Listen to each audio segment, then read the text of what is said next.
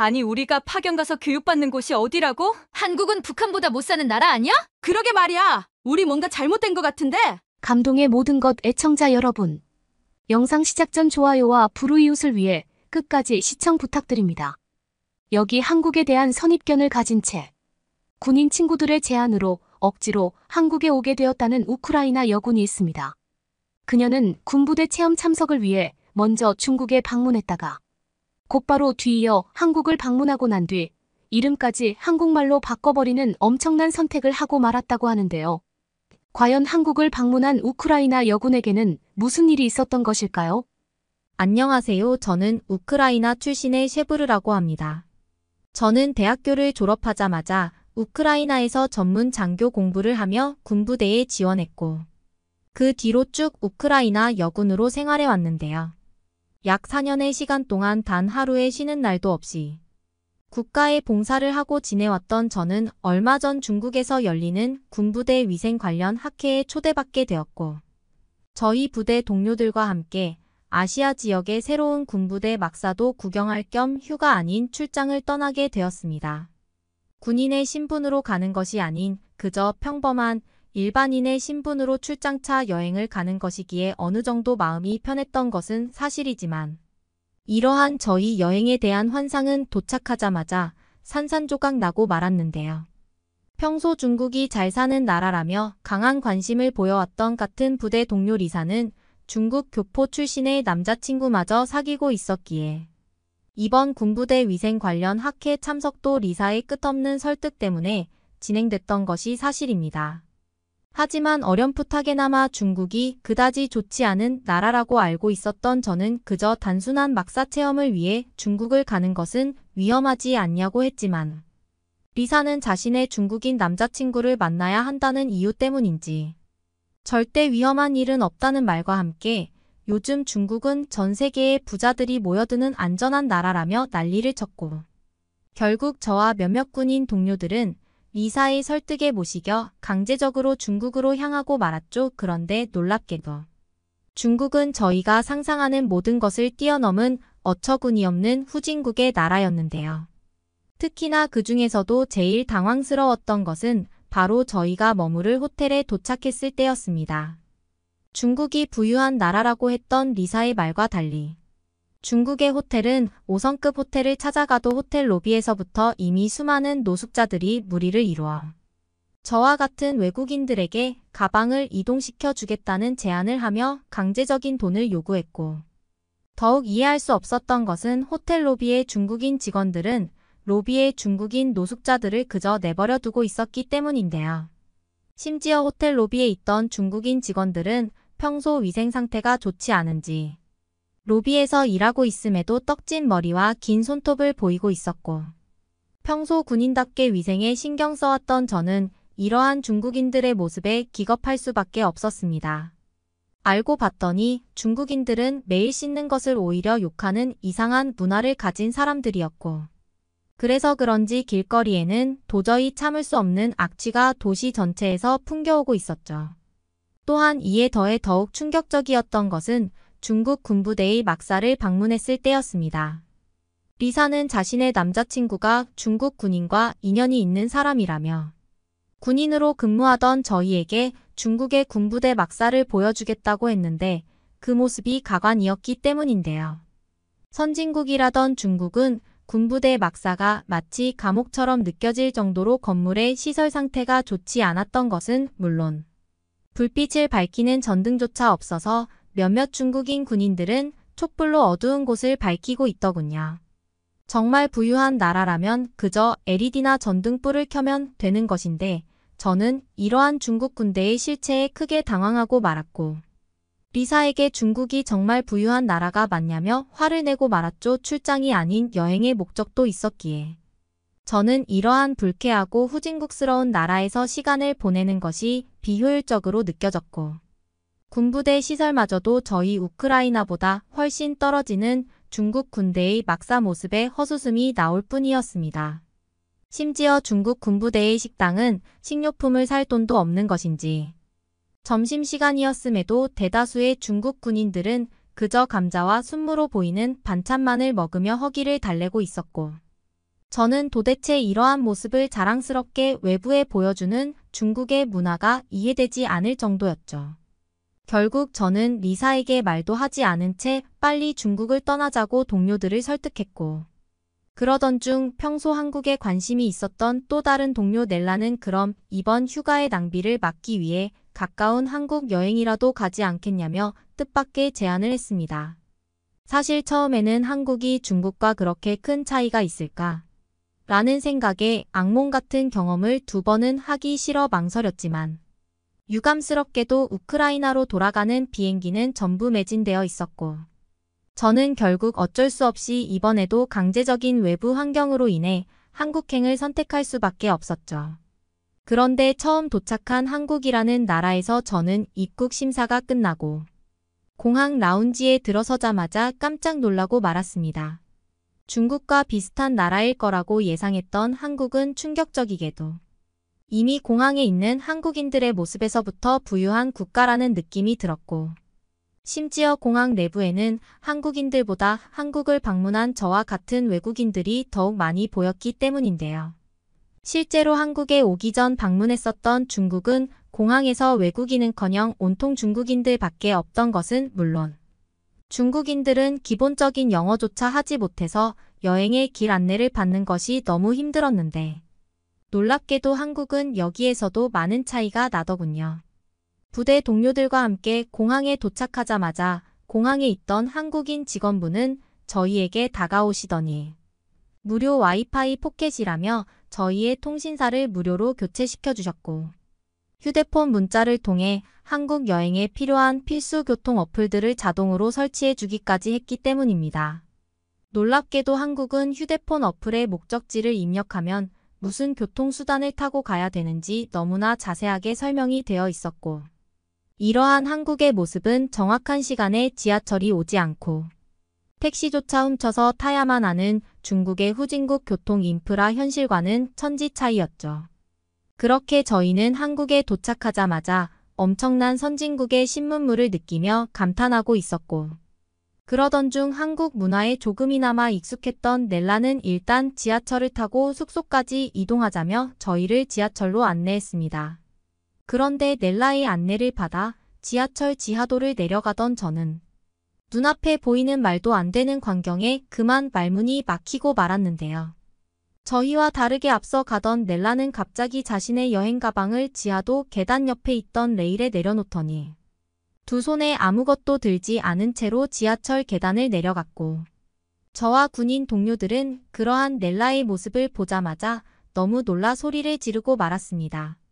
사실 처음에는 넬라가 여행 가방을 계단에서 놓친 줄 알았는데, 알고 봤더니 넬라는 계단 옆에 설치되어 있던 집 레일에 자신의 가방을 내려놓고 너무나 편하게 계단을 내려갔던 것이었고, 저는 한국의 말도 안 되는 편의시설 인프라에 깜짝 놀라고 말았죠. 주위를 살펴보니 이미 한국인들은 이러한 편의시설이 익숙한 듯 누구 하나 할 것 없이 자신의 무거운 여행 가방을 익숙하게 레일에 올려놓았고, 편안하게 계단을 내려가 목적지에서 자신의 여행 가방을 순서대로 가져갈 뿐이었습니다. 중국뿐만 아닌 제가 살아왔던 우크라이나에서도 지하도에 이러한 기가 막힌 편의시설은커녕 평범한 계단조차 제대로 관리되고 있지 않아 가끔 군사무기 학회 때문에 해외로 나갈 때면 무거운 여행 캐리어를 옮기는 것부터 스트레스를 받았는데, 놀랍게도 한국은 이러한 불편사항을 너무나 편리하게 해결한 것이었죠. 저희의 뒤를 따라오던 한국 방문 외국인들도 깜짝 놀랐는지 짐을 계단에서 옮겨주는 레일을 보고는 연신 사진을 찍으며 원더풀을 외쳐댔고, 저는 왠지 모르게 그러한 외국인들의 모습을 보자 뿌듯한 마음이 들기까지 했습니다. 아무리 생각해봐도 한국은 중국과는 비교조차 되지 않는 기술과 편의시설, 심지어는 부유함을 가진 최선진국의 나라처럼 보였고, 이미 한국인들은 이러한 부유하고 편리한 생활이 익숙한 듯 이러한 시설물들을 자연스럽게 이용하고 있더군요. 하지만 넬라는 깜짝 놀라는 저희의 모습을 보더니 한국의 놀라움은 이제 시작이라며 코웃음을 쳤고, 저는 그 말을 듣자마자 앞으로 펼쳐질 선진국 한국의 모습에 가슴이 설레기 시작했습니다. 그리고 역시나 한국의 진짜 놀라움은 지하철에서 내려 길거리로 나왔을 때부터 본격적으로 시작되었는데요. 넬라는 한국의 길거리는 평범하다며 걷기 좋다는 말만 했으나 제 눈앞에 펼쳐진 광경은 전혀 다른 모습이었기 때문입니다. 놀랍게도 한국은 길거리 곳곳에 형형색색의 꽃들이 심어져서 도시를 아름답게 만들고 있었고 마치 공원과 도시가 하나로 합쳐진 것 같은 경이로움마저 느껴졌기 때문이죠. 중국의 길거리를 걸었을 때에는 길거리 곳곳의 노숙자는 물론 언제 세탁을 했는지 모를 정도의 옷을 입고 외국인의 가방만을 노리는 범죄 조직들이 너무 많아서 도시를 산책하는 것 자체가 불가능했는데 한국은 길거리가 깨끗한 것은 물론 어디를 가더라도 꽃과 공원이 길거리에 항상 있었습니다. 한국인들에게는 별것 아닌 평범한 광경일 수 있겠으나 이러한 모습은 제가 태어난 우크라이나에서도 절대 평범하게 볼 수 없는 광경이었고 저의 부대 동료들조차 길거리 주위의 꽃밭을 보며 한국에 있으니 왜 이렇게 마음이 편해지는지 모르겠다는 감탄사를 표하더군요. 단순한 튤립부터 장미 심지어는 다양한 수목나무들이 길거리 곳곳에 심어져 있었고 이러한 한국의 모습은 국가 자체가 얼마나 부유한 나라인지 도시 미관에서부터 유추할 수 있을 정도였습니다. 중국에서는 그나마 이름이 알려진 대형 공원을 가더라도 다 뽑혀버린 잔디만이 존재하는 형편없는 공원일 뿐이었는데 한국은 도시 미관에도 돈을 사용할 수 있는 부유한 나라인지 비싼 꽃과 나무들이 도시 곳곳을 꾸며주고 있었거든요.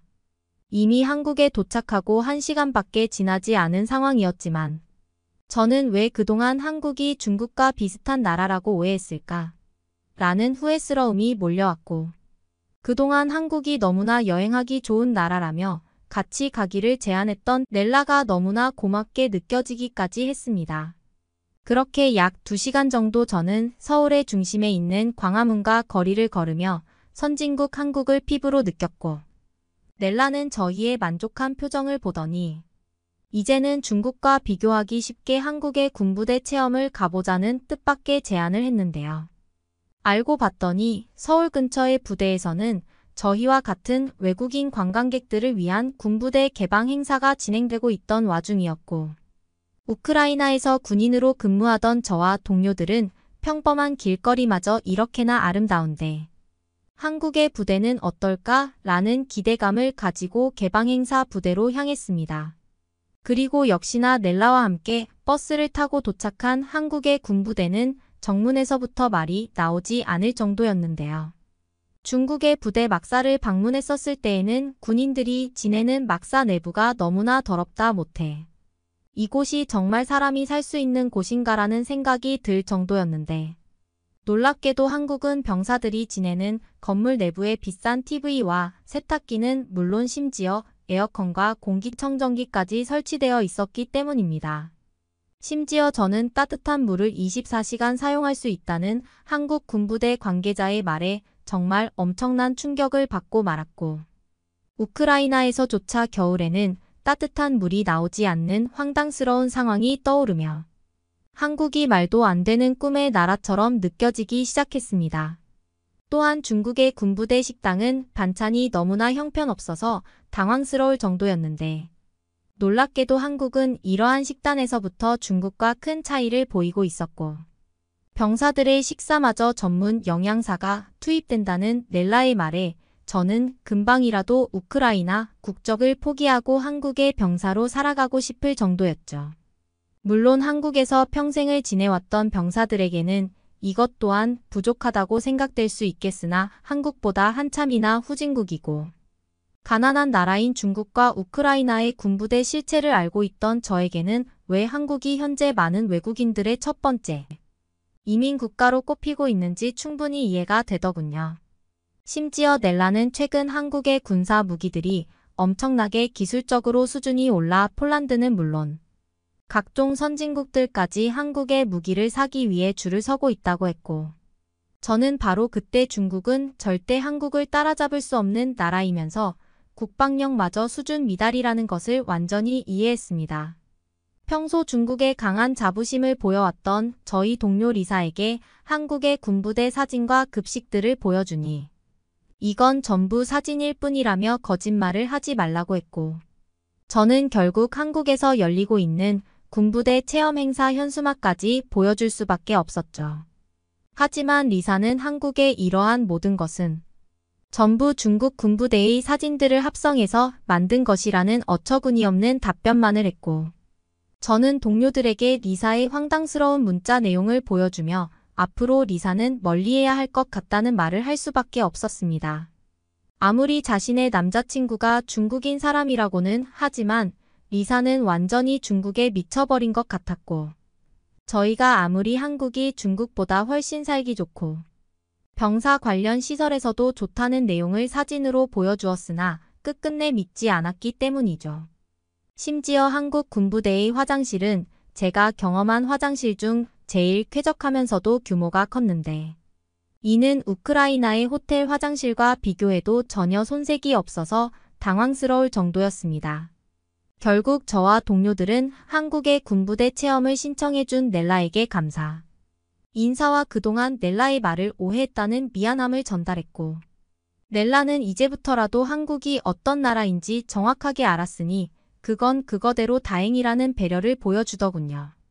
그 후 넬라는 저희 동료들을 이끌고 저녁을 먹자고 했기에 약 1시간가량의 군부대 체험을 마치고 저희는 곧바로 서울의 도심부로 향했는데요.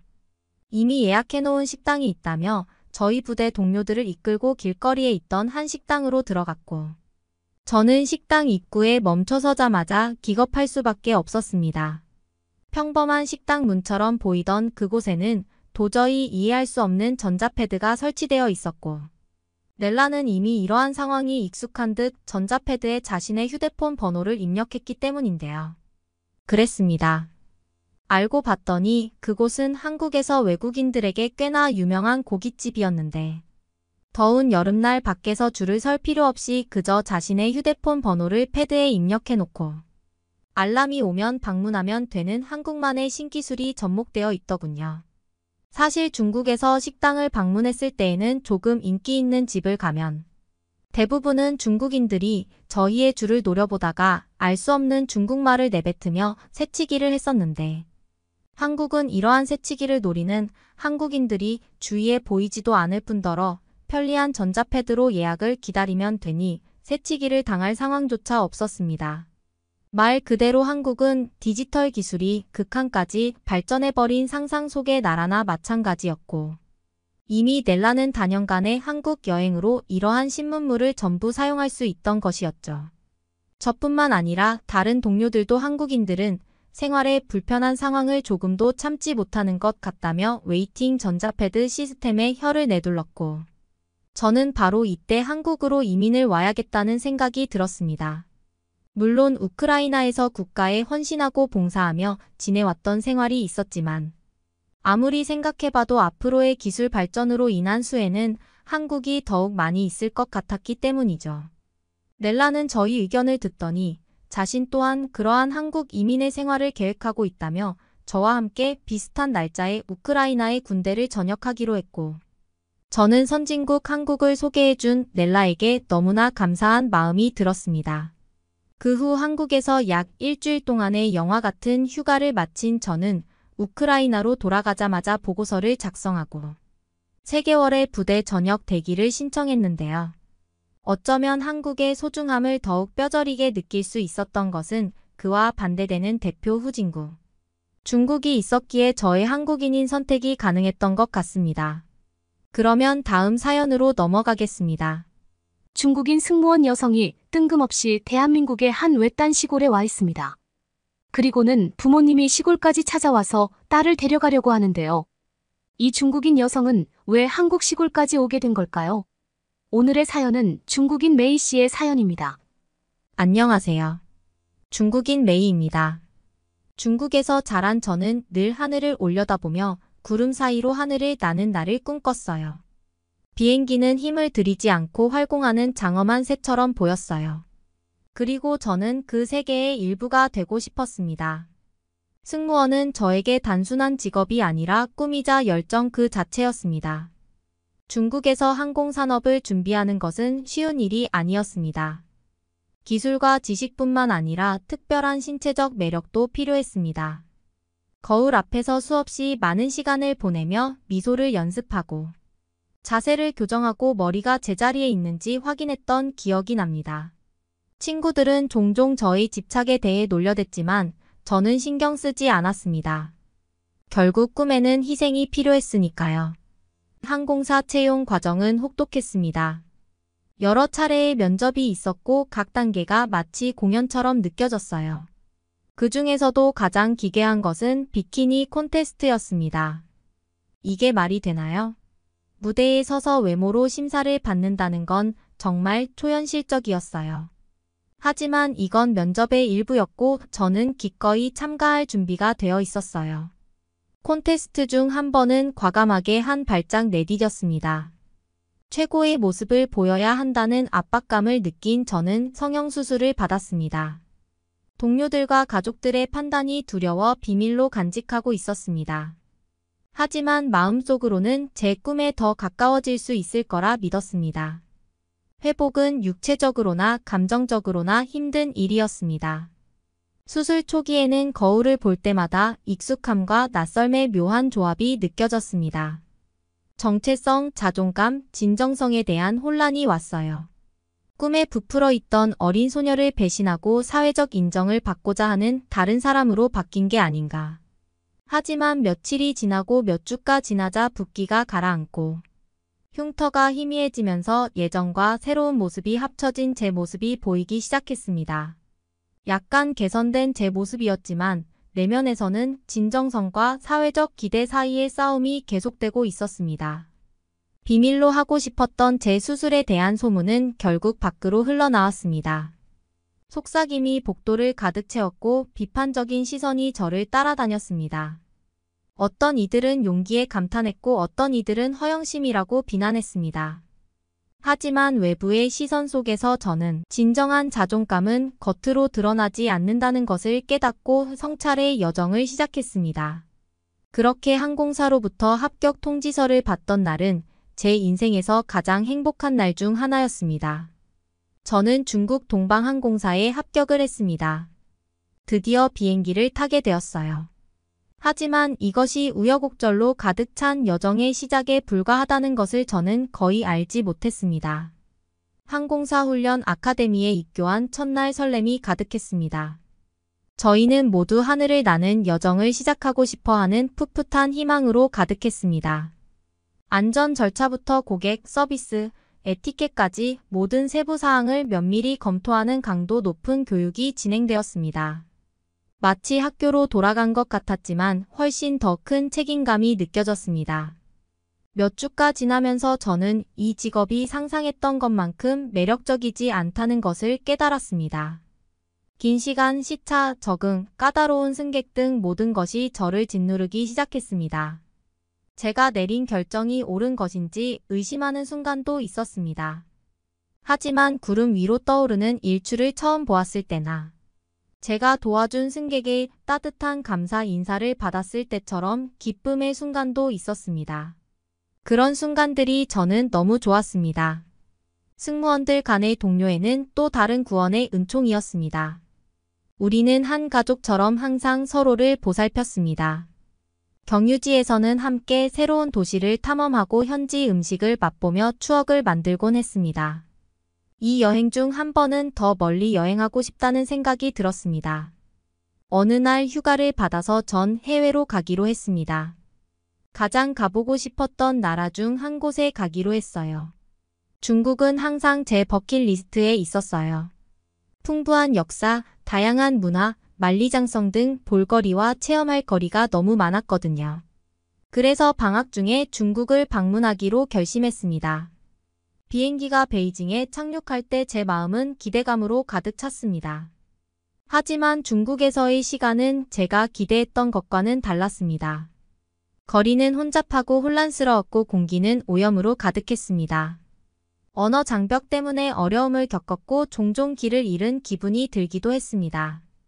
설상가상으로 중국인이라는 이유로 현지인들이 저를 무시하는 경우도 있었습니다. 양국 간의 역사적 긴장에 무게가 느껴졌습니다. 어느 날 저녁 상하이 거리를 돌아다니고 있는데 한 무리의 남자들이 제 국적을 비하하는 말을 하며 조롱하기 시작했습니다. 정말 끔찍한 경험이었고 저는 완전히 외톨이가 된 것 같았어요. 그날 밤 저는 여행을 중단하고 위안을 얻을 수 있는 곳으로 향하기로 결심했습니다. 바로 한국이었죠. 사실 한국은 제 레이더망에 들어온 적이 없었습니다. 한국은 제가 탐험하고 싶은 곳 목록에서 높은 순위를 차지한 적이 없었습니다. 중국에서의 강렬한 경험 이후 저는 조용한 유럽 도시나 열대, 동남아시아의 휴양지 쪽으로 갔으면 했습니다.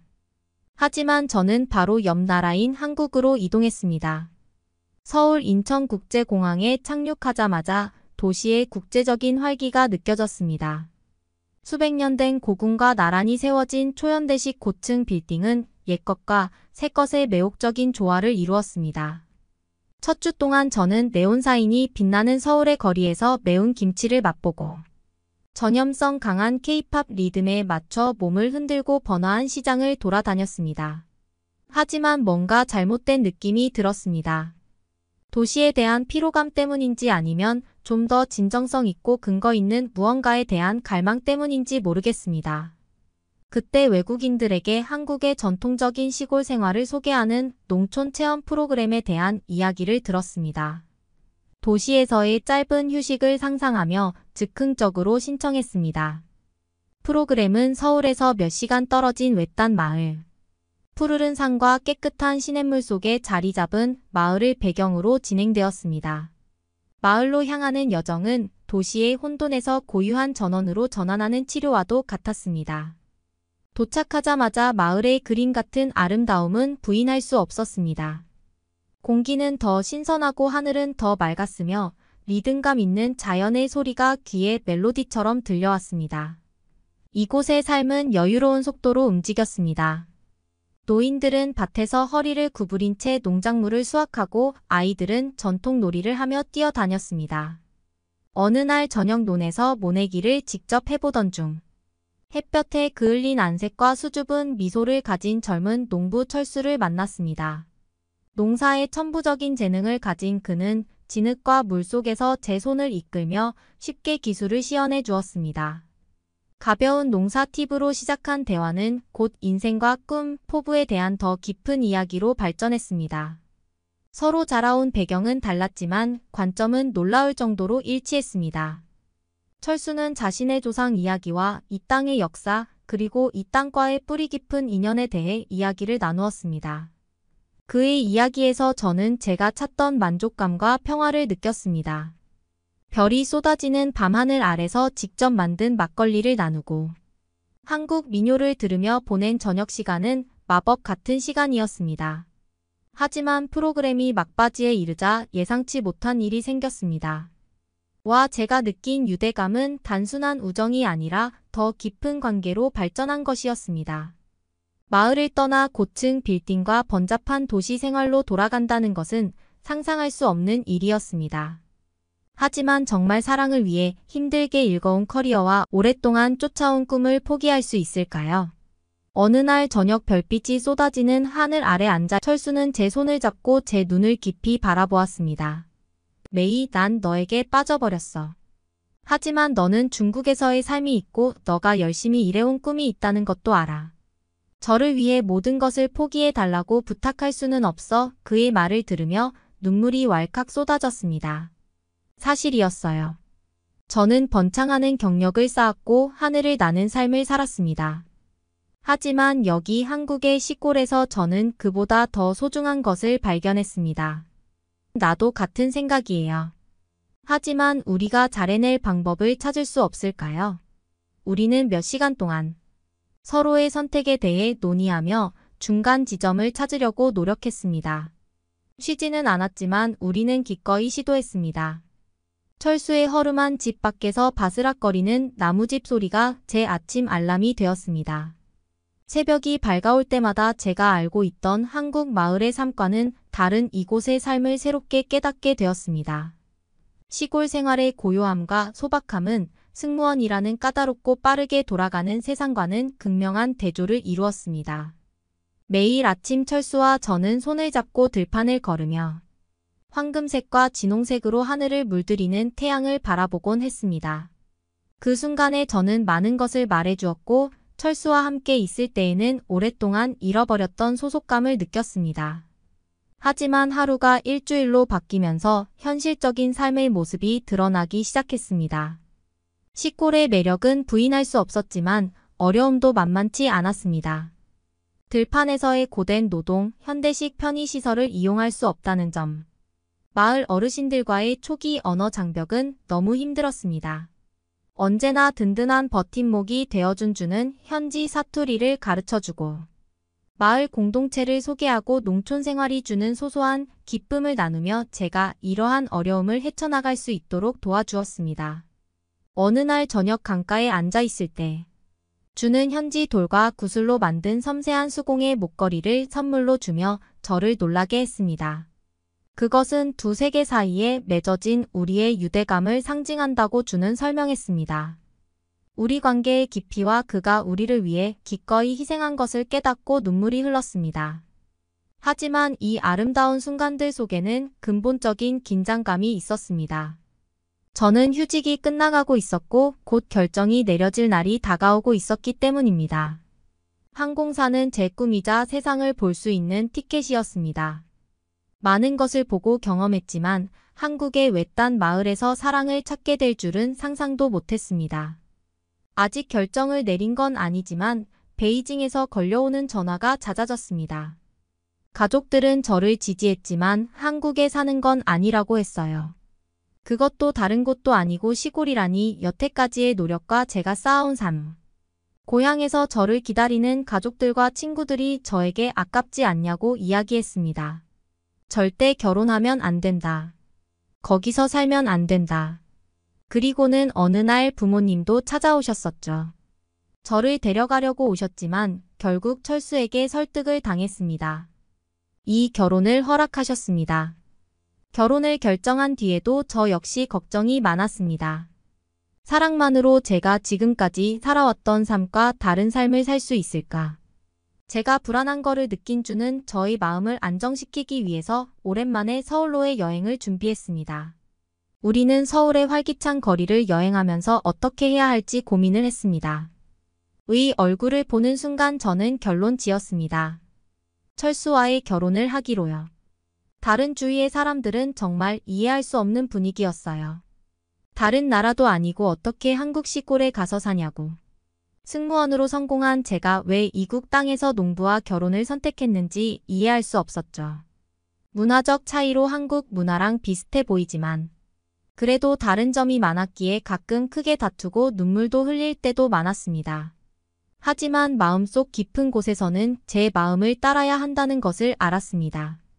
저는 한국의 시골이 너무 좋았거든요. 마음을 편안하게 해주는 곳이었습니다. 그리고는 철수와 저는 함께 농장을 현대화하는 프로젝트에 착수했습니다. 지속 가능한 농업 방식을 도입하고 진정한 농촌 체험을 원하는 관광객을 위해 작은 민박집을 차려서 에어비앤비도 운영하고요.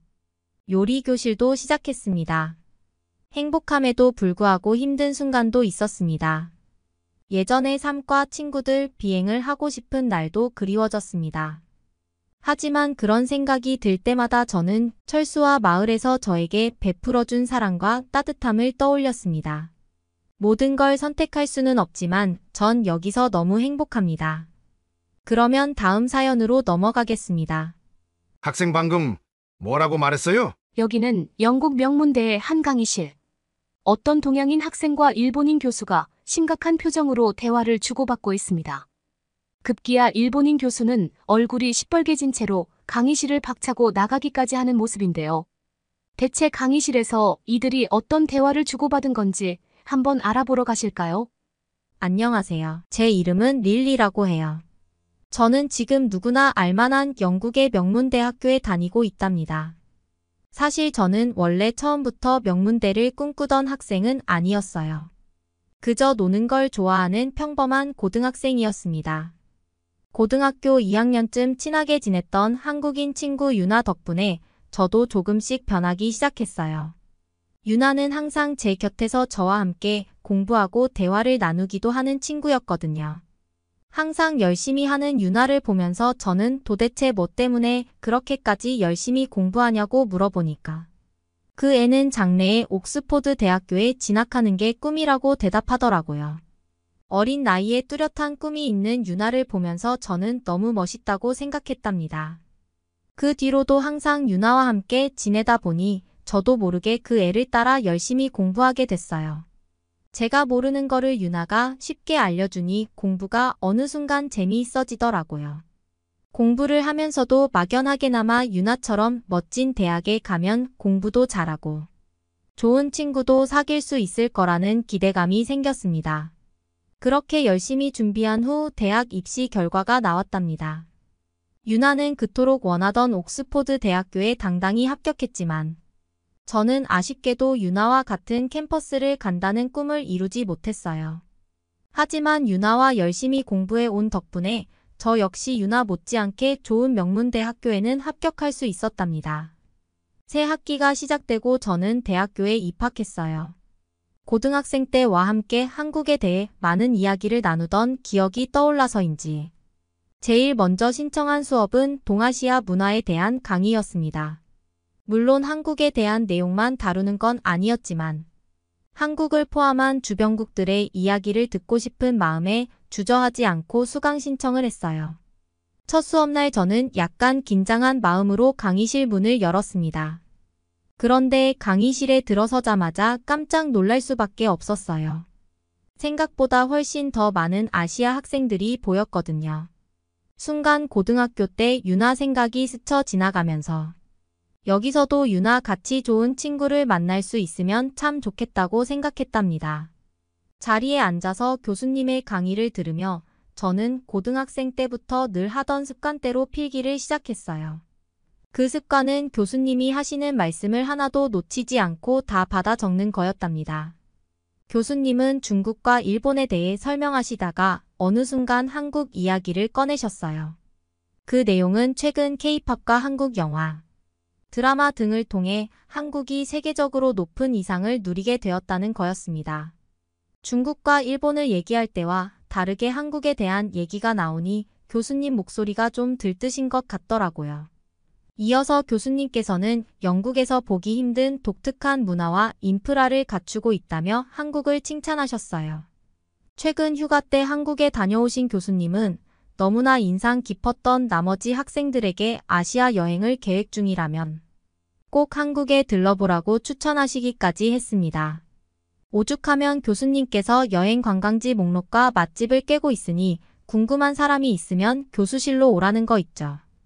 교수님의 한국 사랑에 괜히 저도 모르게 유나가 떠오를 정도였다니까요.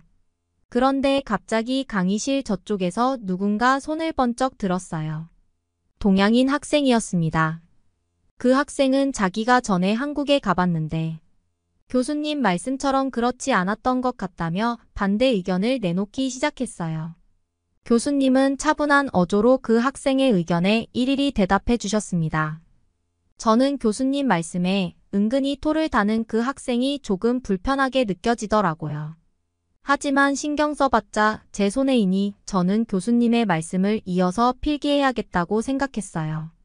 열심히 필기하느라 정신없이 강의를 듣고 있는데 어느 순간 교수님 말씀이 너무 빨라져서 놓친 부분이 생기더라고요. 마침 쉬는 시간이 되었고 저는 왼쪽에 앉은 동양인 학생에게 살며시 말을 걸었습니다. 제가 놓친 부분을 좀 알려줄 수 있느냐고 물었더니 그 학생은 저를 날카롭게 쏘아보면서 왜 자기가 알려줘야 하냐는 식으로 퉁명스럽게 말하더라고요. 그러곤 휙 고개를 돌려버리고 이어폰을 꽂아버리는 게 아니겠어요. 이렇게 사람을 대하는 사람은 처음 봐서 그런지 너무 당황스러워 어안이 벙벙해져 있는데 그때 제 오른쪽에 앉은 다른 동양인 학생이 먼저 말을 걸어주더군요. 혹시 자기가 도와줄 수 있겠냐고 물으면서요. 저는 고맙다고 말하며 조심스레 놓친 부분에 대해 물어봤습니다. 그 학생은 활짝 웃으며 흔쾌히 알려주겠다고 했어요. 하나하나 천천히 설명해주는 모습에 가 떠올랐답니다. 놓친 부분을 다 배운 뒤 저는 그 학생에게 혹시 한국인이 아니냐고 물어봤습니다. 저의 질문에 그 학생의 표정이 잠깐 정색하는 듯 했어요. 하지만 이내 밝은 미소를 지으며 자신은 일본인이고 이름은 다나카라고 소개했습니다. 그 찰나의 표정 변화가 마음에 걸렸지만 별일 아니겠거니 싶어 그냥 넘어갔어요. 어쨌든 다나카 덕분에 필기를 무사히 마칠 수 있었습니다. 수업이 끝나고 강의실을 나오는데 아까 교수님께 줄곧 토를 달던 학생이 중국어로 무어라 떠들며 지나가더라고요. 이전부터 중국인이라면 무조건 피하고 봐야 된다는 부모님 말씀이 생각나.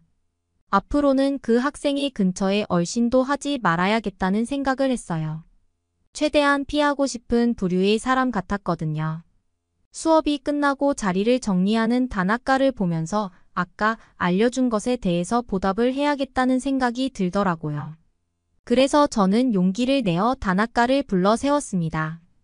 다음 수업이 없다면 제가 커피를 한 잔 대접하고 싶다고 말이에요. 처음에 다나카는 괜찮다며 사양하는 듯 했지만 제가 계속 간절히 부탁하자 결국 흔쾌히 응해주더라고요. 다나카와 함께 카페를 가는데 문득 그런 생각이 들었어요. 한국인뿐만 아니라 다른 아시아 학생들도 이렇게 똑똑하고 배울 점이 많구나라는 생각 말이에요. 대학에 와서 처음으로 친구를 사귀게 된 것 같아 마음이 설레기도 했어요. 강의가 모두 끝나고 저는 다나카와 함께 학교 근처 카페에 자리를 잡았습니다. 서로에 대해 이야기를 나누다 보니 다나카는 어릴 때부터 영국에서 공부하고 싶어 열심히 노력해 왔다고 하더라고요. 덕분에 이 학교에 올 수 있었다고 얘기했습니다.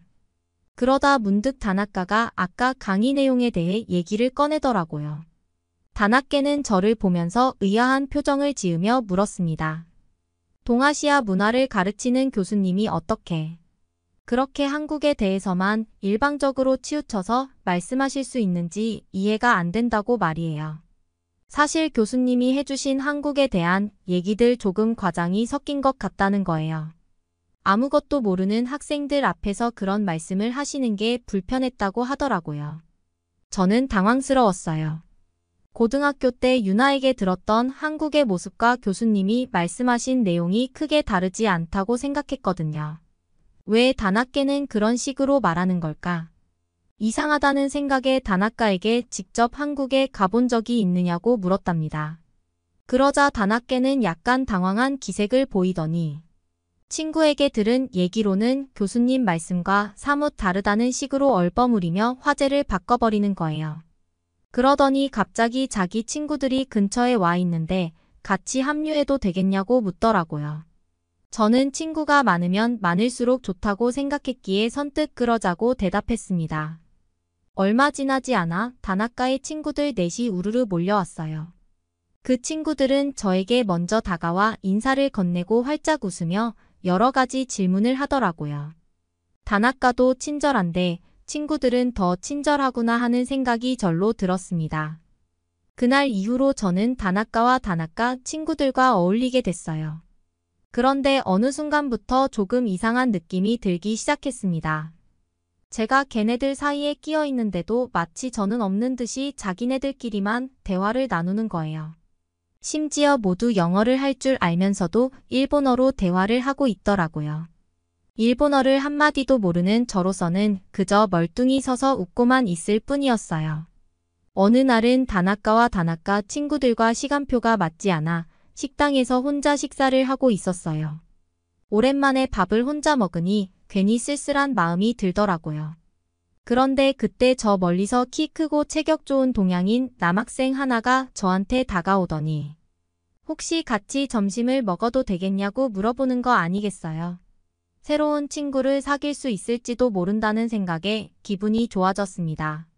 그래서 환한 미소를 지으며 좋다고 대답했어요. 제 맞은편에 앉은 그 남학생은 자신을 임철수라고 소개했고 한국에서 왔다고 말하는 게 아니겠어요. 순간 한국이란 단어를 듣고 깜짝 놀랐습니다.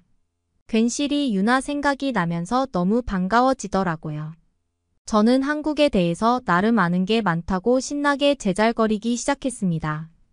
한국 친구가 있었다는 말에 철수의 눈도 반짝이면서 반갑게 얘기를 하더라고요. 저희는 BTS부터 시작해서 최근에 본 드라마인 오징어 게임에 대한 대화를 나누면서 서로 공통 관심사를 찾아가며 신나게 수다를 떨었습니다. 시간 가는 줄도 모르고 이야기를 나누다 보니 어느새 시간이 훌쩍 지났고 저는 다음 강의를 가야 해서 철수한테 연락처를 주면 다음에 연락하겠다고 했어요. 철수도 흔쾌히 다음에 또 놀자면서 연락처를 건네주더라고요. 다음날 저는 다나카와 다나카의 친구들을 만나기로 했어요. 마침 최근에 사귄 한국인 친구 얘기를 꺼내며 함께 만나면 좋겠다고 말했습니다. 다들 흔쾌히 좋다는 대답을 하더라고요. 그래서 바로 그 자리에서 철수에게 연락을 했습니다. 다행히 철수도 시간이 된다며 카페로 오겠다고 하더라고요. 약속 장소에 도착한 저는 설렘 반, 긴장 반으로 다나카와 친구들에게 철수를 소개했어요. 그런데 갑자기 다나카가 생각지도 못한 모습을 보이는 거 있죠. 다나카와 친구들은 할 줄 아는 영어는 한마디도 하지 않고 일본어로만 인사를 건네더라고요. 심지어 인사를 한 후에도 오로지 일본어로만 이어갔습니다. 다나카와 친구들 앞에 앉은 철수는 그저 가만히 미소 짓고 있을 뿐이었답니다. 사실 철수도 처음엔 어색해하고 당황해하는 기색이 역력했어요. 하지만 이내 적응하려 노력하는 모습이 보였습니다.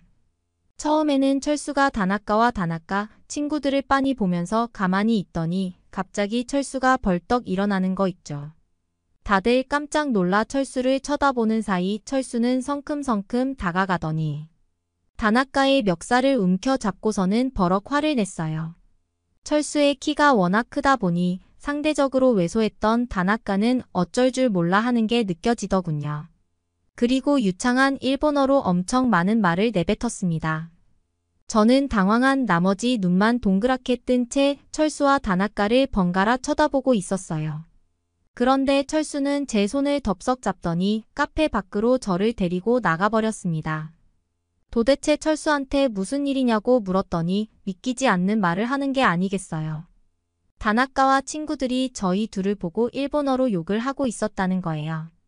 저희가 일본어도 못 알아듣는데 같이 앉아있는 게 이해가 안 간다며 수군거렸다고 해요.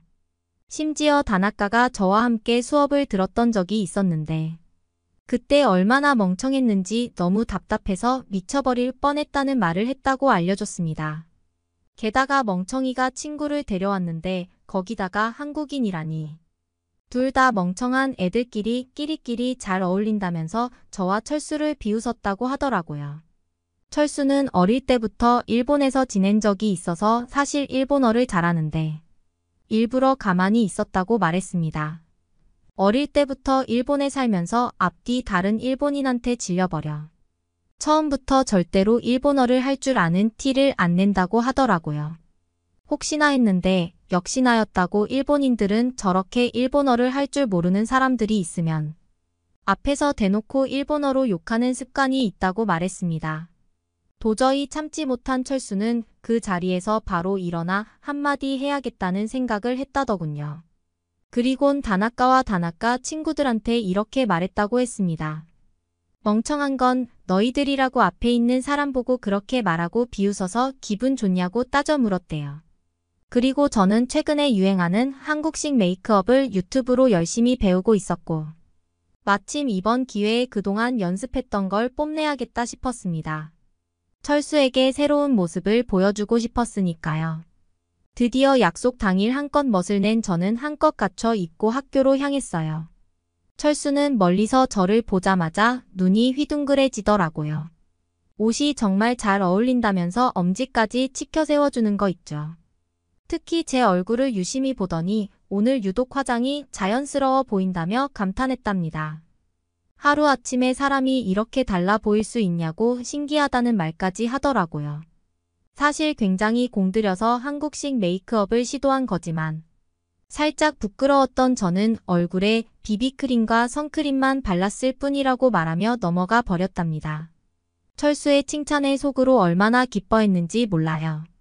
절로 얼굴에 열이 오르고 입가에 미소가 번졌습니다. 그런데 그날따라 철수 말고도 지나가는 남학생들의 시선이 저에게로 쏠리는 게 느껴지더라고요. 괜히 으슥해지는 거 있죠. 그렇게 속으로 콧노래까지 부르며 철수와 함께 행사장으로 향했습니다. 행사장에 도착하자 생각보다 볼거리들이 많아서 깜짝 놀랐어요. 이 부스 저 부스 정신없이 둘러보느라 어리둥절해하는 저를 철수가 살며시 손을 잡아 이끌었습니다. 손이 잡히는 순간 그 손에서 얼마나 찌릿찌릿함을 느꼈는지 몰라요. 그렇게 철수를 따라가는데 어디선가 익숙한 멜로디가 들려오는 게 아니겠어요. 자세히 들어보니 제가 좋아하는 블랙핑크의 노래더라고요. 그 노래에 맞춰 K-팝 동아리 학생들이 열정적으로 춤을 추고 있었는데 처음엔 아마추어들의 공연이려니 했습니다. 그런데 실제로 보니 완전 다른 세계였어요. 마치 뮤직비디오를 보는 것처럼 완벽한 칼군무의 진지한 표정들. 어느새 저도 모르게 푹 빠져서 바라보고 있더라고요. 블랙핑크에 이어 등장한 커버 댄스팀은 세븐틴의 무대를 재현했는데 출연진들의 숫자부터가 압도적이었어요. 이번에는 사람이 왜 이렇게 많은 거지? 라면서 혼잣말을 하자 철수가 옆에서 설명해 주더라고요. 세븐틴이 워낙 멤버가 많은 보이그룹이라 원래 인원수에 맞추려다 보니 무대에도 많은 사람이 올라온 것 같다고 말이에요. 정말인지 궁금해서 휴대폰으로 세븐틴을 검색해 봤더니 정말 멤버가 13명이나 되더라고요. 게다가 많은 사람들이 빽빽이 춤을 추는데도 동선이 전혀 꼬이지 않더군요. 물 흐르듯 자연스러운 칼국무에 감탄이 절로 나왔습니다. 순간 이런 생각이 스쳤어요. 한국인이 아닌데도 K-팝에 이토록 진심인 팬들이 많다니 K-팝이 정말 세계적인 대세가 맞구나 하고요. 다음 순서로는 뉴진스의 커버 무대가 펼쳐졌어요. 힙합 멜로디에 절로 어깨가 들썩였습니다. 어느새 음악에 맞춰 고개를 끄덕이며 몰입하고 있는 제 모습이 철수 눈에 띄면 어쩌나 싶어 부끄러웠는데 고개를 돌려보니 철수 역시 흥겹게 노래를 따라 부르며 즐기는 모습이었어요. 그 순간 웃음이 터져 나왔답니다. 마지막 무대의 주인공은 월드 클래스 아이돌 BTS였어요. 그동안의 공연도 인상 깊었지만 BTS 커버는 차원이 달랐습니다. 실력과 에너지 면에서 동아리 내 최정상급 멤버들이 출동한 듯한 느낌이랄까요. 더군다나 노래가 너무 유명해서 관객 모두가 따라 불렀어요. 저 또한 신나게 노래를 부르며 어우러지니까 그 순간만큼은 모두가 하나가 된 것 같더라고요. 그러자 문득 궁금증이 생겼어요. 진짜 K-팝 가수들의 실제 콘서트는 또 얼마나 끝내줄까 말이에요. 그 고민을 입 밖으로 내자 철수가 다음에 콘서트 열리면 꼭 같이 가서 보자고 했습니다. 그 말을 듣는 순간 심장이 두근거렸어요. 혹시 또 데이트 신청을 받은 걸까요? 그런 생각에 잠겨 활짝 웃으며 철수에게 고개를 끄덕였답니다. K-팝 커버 댄스 공연을 감상하고 나니 또 다른 볼거리가 눈에 띄었어요. 바로 한복 입어보기 체험 부스였습니다. 화려한 색감의 옷들이 줄지어 걸려있는 모습이 저를 사로잡았어요. 저는 호기심에 철수에게 물었습니다. 저 예쁜 옷들이 도대체 뭐냐고요? 그러자 철수는 한국의 전통 의상인 한복이라고 설명해 주더라고요. 옛날부터 한국 사람들이 입어온 옷이라는 거예요. 그 말을 듣는 순간 깜짝 놀랐어요. 한복의 디자인과 색상이 너무나 아름답고 조화로웠거든요. SNS에 올리기만 해도 좋아요. 폭탄을 맞을 것만 같았습니다. 특히 치마가 엄청 넓고 풍성한 게 인상 깊었어요. 마치 동화 속 공주님 같은 느낌이랄까요? 그렇게 한복에 대해서 감탄을 하고 있는데 저한테 한복을 입으면 잘 어울릴 것 같다며 직접 체험해보는 게 어떻겠냐고 하더군요. 의 말을 듣자마자 저는 바로 한복으로 갈아입었어요. 철수가 한복을 입고 나온 저를 보더니 눈이 휘둥그레해지는 게 보이더라고요. 한복이 그렇게 잘 어울릴 줄은 몰랐다며 감탄을 연발하더니 이건 사진으로 남겨야 한다고 말하는 거예요. 그 말에 으슥해진 저는 자신감 넘치는 포즈를 취했습니다. 그런데 갑자기 무릎을 꿇고 앉는 거 아니겠어요? 진짜 순간 프로포즈 하는 줄 알았다니까요. 눕는 듯한 포즈를 취하면서 저를 열심히 찍어대는데 처음에는 철수가 왜 저렇게 오바를 하는 거지 싶었어요. 심지어 찰칵 소리가 한 100번쯤 들리더라고요. 철수가 사진을 열심히 찍고 저를 보여주는데 진짜 제가 사진 속의 모델인 줄 알았어요. 구도며 비율이며 제 장점을 최대로 살려냈달까요? 한국인들이 사진을 진짜 잘 찍는다는 소문을 듣긴 했는데 정말 이 정도일 줄은 상상도 못했답니다. 저는 철수에게 고맙다고 말하면서 바로 프로필 사진을 한복 사진으로 교체했어요. 한복 체험을 마치고 보니 배가 출출해지기 시작하더군요. 뱃속에서는 계속 꼬르륵거리는데 제 배가 아닌 척 다른 데를 보면서 철수한테 배고프지 않냐고 물어봤습니다. 마침 철수도 배가 고파서 한식을 파는 곳을 찾고 있었다고 하더라고요. 진짜 그땐 얼마나 기분이 좋았는지 몰라요.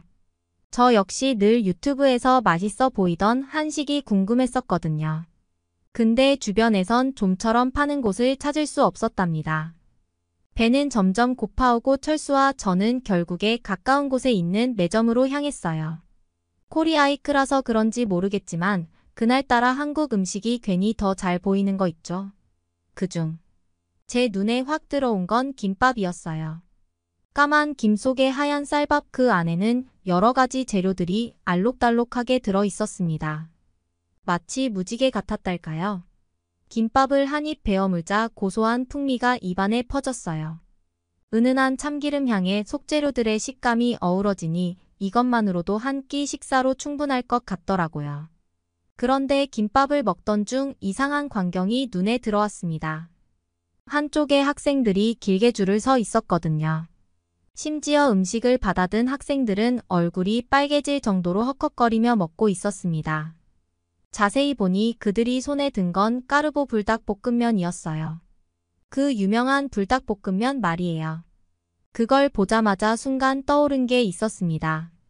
얼마 전 SNS에서 봤던 한 소녀가 까르보 불닭볶음면을 받고 울음을 터뜨린 그 영상 말이에요. 조회수가 5천만 뷰가 넘었더라고요. 저도 모르게 애게 불닭볶음면이 먹고 싶다고 말했습니다. 하지만 저 긴 줄을 보니 망설여지더라고요. 제 속마음을 눈치챈 수가 한국에선 까르보 불닭볶음면을 쉽게 구할 수 있으니 직접 사다 주겠다는 거예요. 전 깜짝 놀랄 수밖에 없었습니다. 왜냐하면 영국에선 이 불닭볶음면이 정말 구하기 힘든 아주 희귀한 레어템이거든요. 유명 스타들도 사 먹으려고 30분은 운전해서 사와야 할 정도랍니다. 저를 위해 그렇게까지 해주는 게 믿기지 않아 다시 한번 물었습니다. 정말 구해줄 수 있냐고 말이에요. 그러자 철수는 자신만만한 미소를 지으며 고개를 끄덕였어요. 한국에선 식은 죽 먹기라며 자신을 한번 믿어보라는 거예요. 정말 그 모습에 심쿵하고 말았답니다. 이토록 자상한 철수의 모습에 절로 미소가 지어졌어요. 이런 철수의 말과 행동들을 하나하나 되새겨보니 혹시 저에게 호감이 있는 게 아닐까 하는 달콤한 상상에 빠져들기 시작했답니다. 저와 철수는 즐겁게 수다를 떨며 코리아 위크의 하이라이트인 메인 이벤트 장소로 발걸음을 옮겼어요. 이번 행사의 백미는 바로 학교에 다니고 있는 한국인 유학생들과의 만남이었습니다. 강의실 하나를 빌려서 한국인 유학생들의 이야기를 듣는 거였는데요. 한국에 대해 생생한 이야기를 들어볼 수 있는 기회라니 괜히 기대가 되더라고요. 사회자의 말에 따라 한 학생이 앞으로 나섰어요. 그 학생은 외국인들이 한국하면 주로 서울, 부산, 제주도를 찾는다면서 말문을 열었습니다. 하지만 그 한국인 학생은 나중에 기회가 돼서 한국에 오게 되면 꼭 울릉도와 독도를 여행해 보는 걸 추천하고 싶다고 강조했어요. 특히 독도에 대한 애정이 대단했습니다. 독도는 사실 날씨 좋은 날에 가기가 쉽지 않은데도 불구하고 그 한국인 학생이 독도에 갔을 땐 화창한 날씨였다고 하더라고요. 생각보다 커서 굉장히 압도적이고 웅장한 독도의 풍경이 너무나 인상 깊었다며 눈을 반짝였어요. 이어 독도가 한국 땅이라는 사실에 자부심을 느낀다고 당당히 말하더라고요. 그런데 그때 저 멀리서 누군가 손을 번쩍 들었어요. 고개를 돌려보니 저번에 봤었던 다나카의 친구 중 하나였습니다. 다나카 친구인 걸 알고 정말 주먹이 불끈 쥐어졌지만 거기서 뺨 싸대기를 날릴 수는 없는 노릇이니 뭐라고 하는지 한번 들어보기로 했어요. 다나카 친구는 독도를 다케시마라고 불러야 한다며 다케시마는 한국 땅이 아니라 일본 땅이라고 주장하는 게 아니겠어요, 다나카. 친구는 한국인 발표자의 말에 정면으로 반박하더니 목소리까지 높이는 바람에 순간 그 자리에 있는 사람들은 술렁이기 시작했습니다. 안 그래도 어수선한 자리였는데 청중석에 있던 일본인 교수님까지 나서서 다나카 친구의 편을 들었어요. 다케시마가 일본 영토임을 확신한다면서 구체적인 근거를 제시하기 시작했습니다. 일본이 1600년대에 먼저 발견해 다케시마를 이용해왔고 1905년에는 무주지 점령 원칙에 따라 일본 영토에 편입했다는 거예요.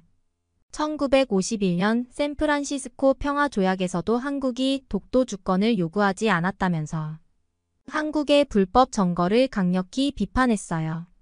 교수님의 논리는 치밀했고 증거는 명확해 보였습니다. 그 말을 듣고 있자니 처음 한국인 학생의 발언이 다소 경솔했던 게 아닐까 하는 생각마저 들더라고요. 완전히 설득된 거죠. 하지만 한국인 학생은 꿋꿋했어요. 오히려 무덤덤한 표정으로 다시 마이크를 잡더니 독도는 한국 땅이므로 다케시마가 아닌 독도로 불러야 마땅하다고 힘주어 말했습니다. 이어서 그 한국인 학생은 역사적 사실을 줄줄 읽기 시작했어요. 512년 신라시대에 이사부 장군이 울릉도와 독도를 정복했다는 기록이 명백히 존재한다는 거예요. 이미 그때부터 독도는 한국의 영토로 인식되어 왔다고 강조하더라고요. 게다가 1905년 일본의 독도 편입은 불법적이었다고 지적했습니다. 당시 한국에 어떠한 통보도 없이 일방적으로 진행됐을 뿐 아니라 자국민에게조차 그 사실을 숨겼다고 말을 하더라고요. 그 한국인 학생은 부당함을 인지하고 있었기에 몰래 진행한 게 아니냐는 날카로운 질문까지 던졌답니다. 뿐만 아니라 한국인 학생은 1951년 일본 국회에 제출된 영역도를 언급하며 거기에 독도가 한국 땅으로 표기되어 있었다는 사실을 상기시켰어요. 이는 교수님의 주장이 모순된다는 점을 지적한 셈이었습니다. 한국인 학생은 이어서 일본의 독도 편입이 제국주의 침략의 산물이었음을 강조했어요. 러일 전쟁 와중에 군사적 목적으로 불법 점령한 것이었다고 설명했답니다. 이는 국제법 원칙에도 어긋난다고 강하게 비판의 목소리를 높이더군요. 마지막으로 한국인 학생은 샌프란시스코 평화조약의 한계를 지적하며 이는 일본의 기존 불법 점령에서 비롯된 문제일 뿐 영유권의 자체를 부정하는 것은 아니라고 딱 잘라 말했습니다. 한국인 학생의 주장은 역사적 사실에 기반할 뿐만 아니라 국제법과 상식에도 부합했어요. 한국인 학생의 논리적인 발언에 그 일본인 교수님은 말문이 막힌 듯 보이더군요.